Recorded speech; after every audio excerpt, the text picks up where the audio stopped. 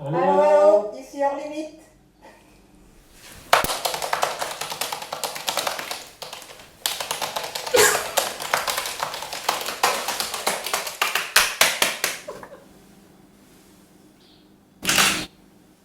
Moi, c'est un petit peu le fruit de toutes mes expériences professionnelles, en fait, parce que moi, à la base, je suis historienne d'art, je suis passionnée par l'art contemporain, et j'ai toujours eu la passion aussi de la transmission. Donc très tôt, pendant mes études, j'étais déjà dans la médiation, à l'heure où la médiation culturelle apparaissait, à la fin des années 80. J'ai ensuite dirigé un centre d'art contemporain, j'ai travaillé au musée de la photographie comme adjointe de conservateur. J'ai travaillé dans différentes institutions.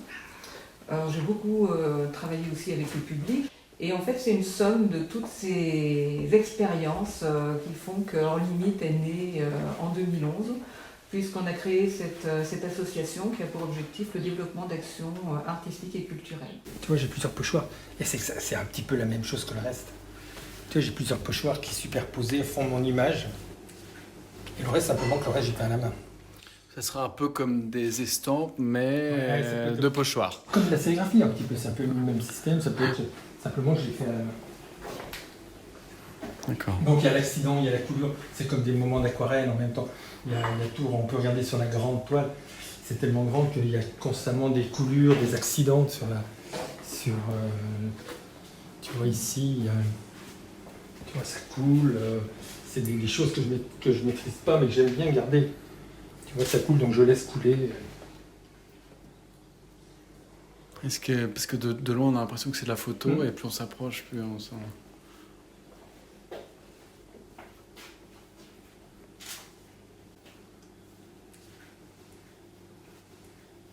Le sujet en fait c'est juste un prétexte. C'est un prétexte à peindre en fait. Je prends des choses parce que je trouve un sujet, c'est à la fois des sujets que des sujets de peinture.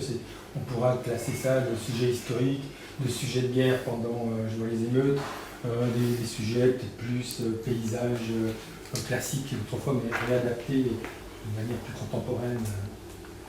D'accord.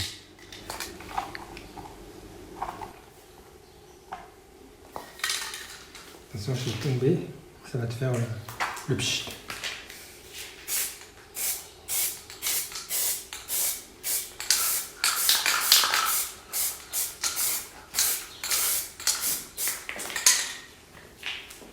J'enlève.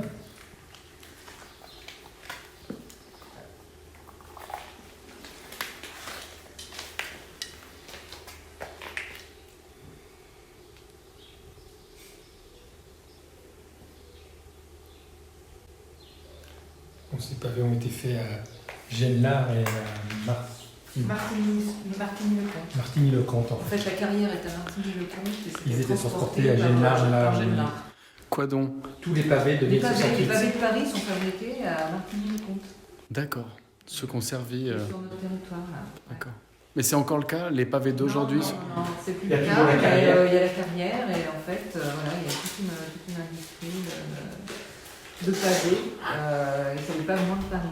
C'est une grande rotonde avec 4 entrées, où les 4 entrées ont cette dimension-là. Et ça donne, d'un côté, ça donne sur une boulangerie, un bureau de tabac, ou je sais plus quoi, un restaurant.